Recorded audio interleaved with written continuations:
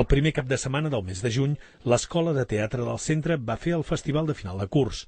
La sala gran es va omplir de familiars i amics que vam gaudir les dues vetllades on joves i actors i actrius van demostrar les seves aptituds.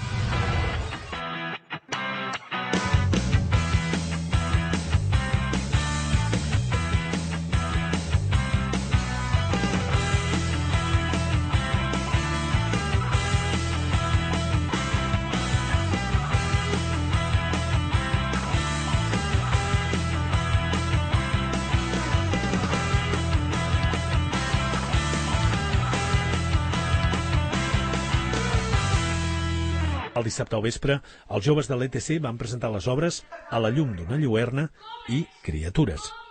El diumenge a la tarda, els infantils de l'ETC van posar en escena Les cares d'en Pau, La rodona vermella i Qui no vol la presidenta?